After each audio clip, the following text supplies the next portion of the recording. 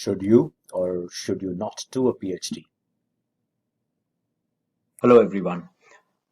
I'm Kshitij. An associate professor at the University of Connecticut, which is the major state university in the small state of Connecticut in New England in the United States. I have been asked for a very long time to connect with students, postdocs, junior faculty who are probably in academia, thinking about life in academia, wanting to do their PhDs, wanting to think about what to do after their PhDs, and uh, and sometimes I'm not sure about what life in academia as a professor or as a scientist entails. And frankly, it all seems like you are enjoying everything, but everything is not in your control. You really don't know what the path is going to be like. I talk to a lot of students. I have mentored many students, postdocs, junior faculty all through my life, and have had the privilege to work with some of the best peoples in the world. In fact, my co-advisor during PhD was a recent Nobel laureate. And I've also traversed a very diverse path in terms of my training. I actually trained in computer science back in India at IIT Bombay, which is more of a technology institute. And thereafter, I did my PhD at Johns Hopkins, mostly in medicine. So it was quite a turnaround. Went on to do a small startup um, and licensed a technology, came back to academia, became a junior faculty at Yale. And then for the last 8 years, I've been running a pretty successful lab, at least till now, I should say, at the University of Connecticut Health, which is just 30 minutes away from Yale. In fact, I was an affiliate faculty at Yale for till just a few years ago before I decided to be completely shifted here. Uh, I'm not going to talk about much of science in these podcasts. I think when I go for seminars, I generally get to meet, they always try to keep a little time to meet with students and postdocs, which is more like a private time with visiting professors and visiting scientists. And I often notice a lot of excitement, curiosity, but at the same time, much of anxiety as to what life in academia entails. And so I'm going to have these podcasts to connect with you, probably answer some of your questions as to what life in a university is like. Because although you've seen it, you've not seen the inner workings of how it works from the professor's point of view. That is the life you're really wanting to take. Um, and many a times you don't even know what happens in industry. Many of my friends are in industry, in consultancy, in law, in startups, in big and smaller companies, and I might be able to bring perspectives to you which may not be that easily available, so that you can plan what your future career is going to be like. So, without much ado, let me first ask ask you to ask yourself, if you are a student or a postdoc or planning to be entering a PhD program, whether in the sciences or outside. And I'm going to tell you more about myself a little bit over the course of this journey.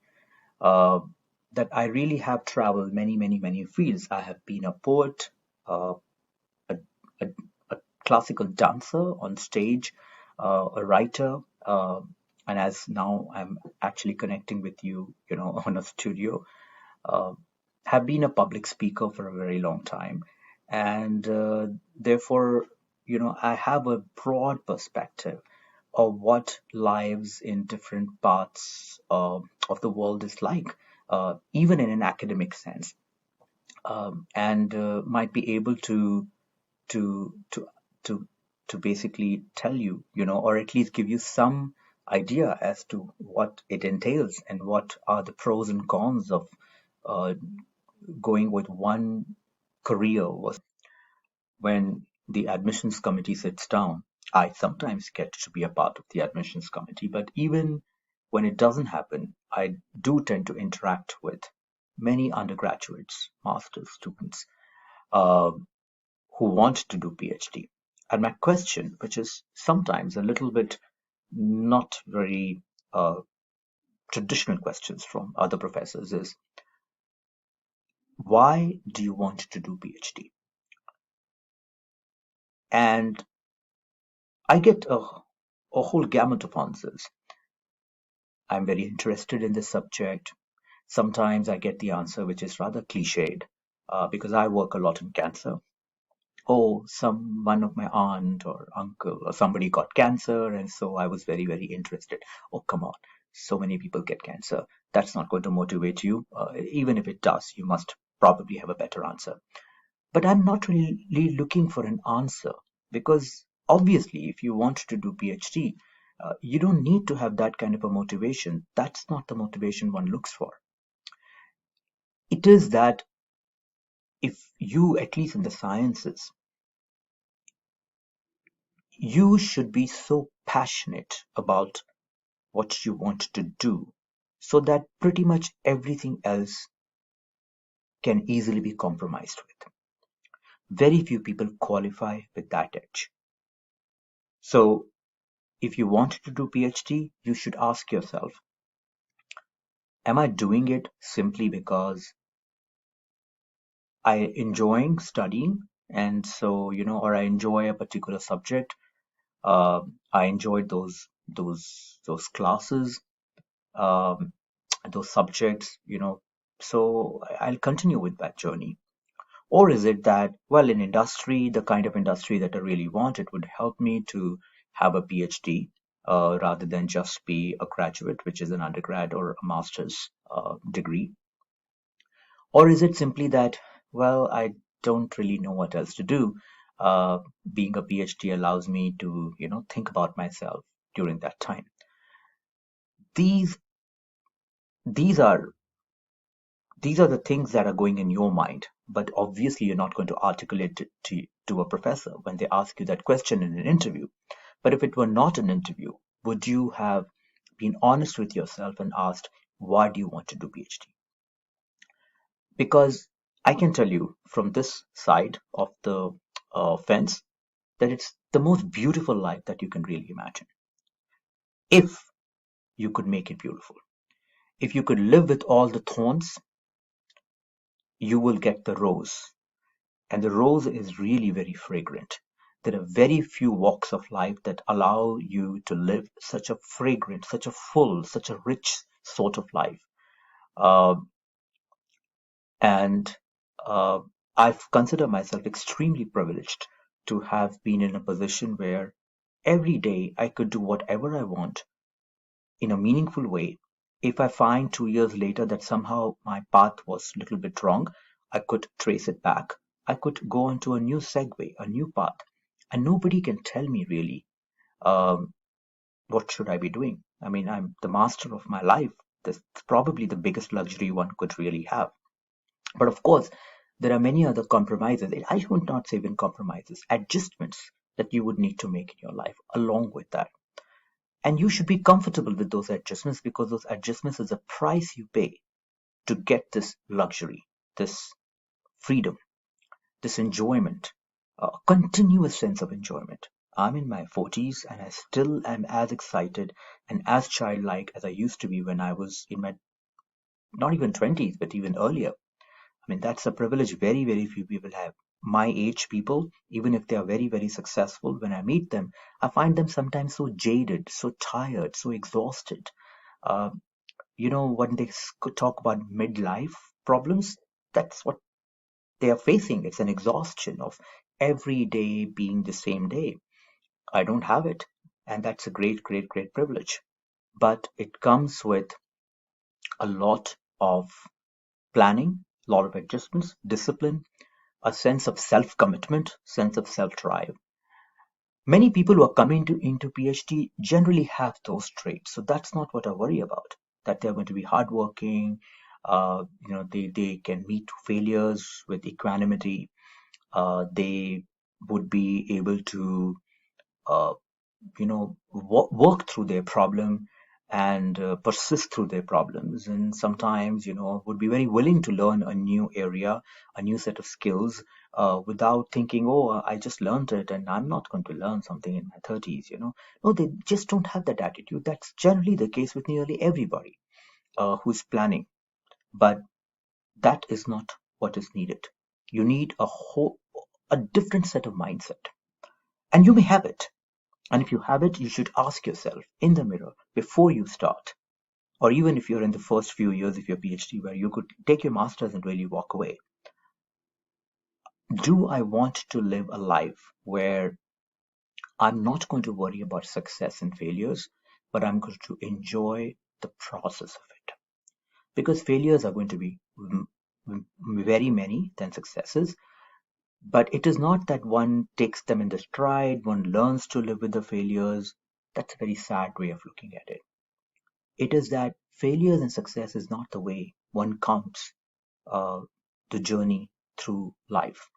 Uh, if I if I'm unsuccessful, but if I get to do something interesting, it is still very useful, because 2 years later, that little interesting anecdotal or some kind of a nugget that went into your mind that day, some data that you remember was just not making much sense, will come in handy and will probably, if you keep your mind open, help you go in a slightly different path.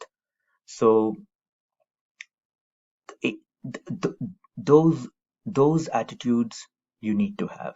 But much more importantly, I think you should ask yourself, are you ready from the perspective of the adjustments that you would need to make, that your life would reach many of the goals that your peers would probably be taking, would be achieving much, much earlier, pretty much a decade earlier? I can tell you, and we are going to talk about these in these podcasts. One is your financial life.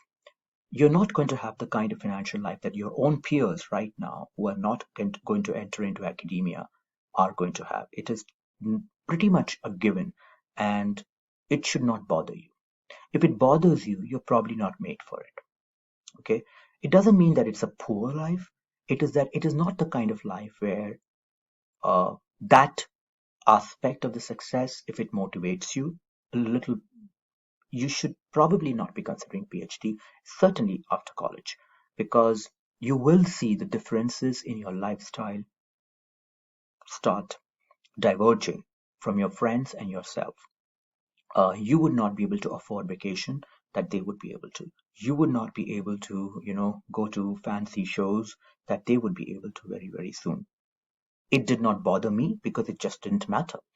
And it doesn't bother most of my colleagues because for them it didn't matter. What mattered for them was much, much bigger. And there is a much greater sense of enjoyment and meaning that you can start getting from your work when you start feeling that you own it. It's a very bizarre feeling, but it's there. It's a very precious feeling, but it is there. And it is, I'm not unique in it. Everybody around me are of that nature. So you must be of that nature. And you should ask yourself if that bothers you, that you might sometime have to decline um, certain invitations where you could not be the right person. But at the same time, I can tell you that a few years later, you would be the star of the show, uh, as an invitee, as a person who's probably very, very interesting. But nevertheless, that's a personality you want, where that is not the main motivating factor. The second thing is, uh, and that is something I'm going to talk about a lot, is how you plan your life, not just your financial life, but your personal life.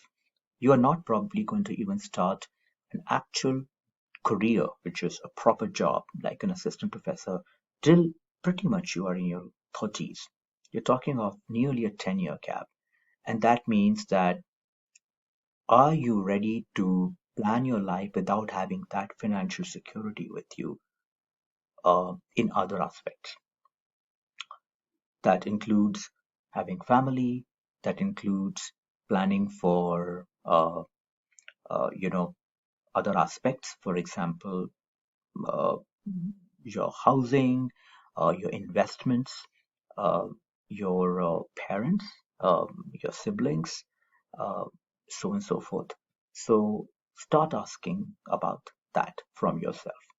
The third, very, very important uh, question that you must ask is that are you ready to let go the opportunity cost of not being out in the world in industry or wherever else you could have been if you were not in academia?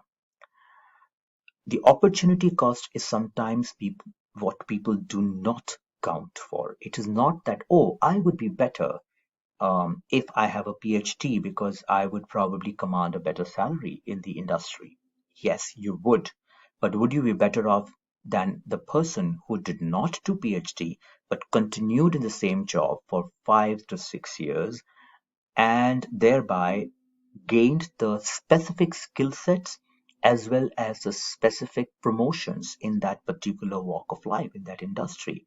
So does it really matter that you do PhD? You have to look at that opportunity cost. 6 years is a very, very big cost. Okay, so 5 to 6 years is something you should account for, at least in the sciences, and even otherwise, it can be easily 4 to 5 years. So plan for that and ask yourself whether you're willing to get that opportunity cost accounted for in your calculations in order for you to make the decision for PhD. And don't do the PhD just because you feel like it. You are interested. Of course, you're interested. Many people are interested. You might lose interest. The interest that you have right now is at a very, very shallow level. It is any kind of uh, art, any kind of work which goes deeper requires a lot of drudgery, and the drudgery becomes bearable simply because the meaning is derived from the larger goal you're achieving. So, what you have done in your college is very, very little indicative of what you will be doing in your PhD unless you have had opportunities to work in a lab, to set time in the lab. And so, that is what I would advise. Many students in my university tend to have opportunity to work in research labs, contribute to research labs, at least get a sense of how a research lab really functions. But if you are from a different country or sometimes in more rural part or places where, in a community college or small universities and colleges, where this opportunity may not be available for everyone. In fact, even in our university, I do not really think that more than 10% of the students avail of that of that opportunity. So if you do not get that opportunity, find that opportunity. Spend a year after your college to, even if it is free or very, very cheaply compensated, to get that opportunity so that you actually can make a decision whether you really want to be in that lab or in that kind of an environment or not. So make a very informed decision. We're going to talk about very specific aspects of life in academia. How does a system work? Of course, I have experience only with India and the US, but I have also many colleagues who are in Europe, Australia, China, uh, Canada, and many other countries. And I think I could also bring them in the podcast to discuss with them specific questions. So when it starts becoming a studio-like thing where I can have a live stream, maybe I'll start getting questions. But feel free to comment, and they always say subscribe and so on and so forth. So go ahead and reach out to me in the comment section. So thank you very much. Have a good day.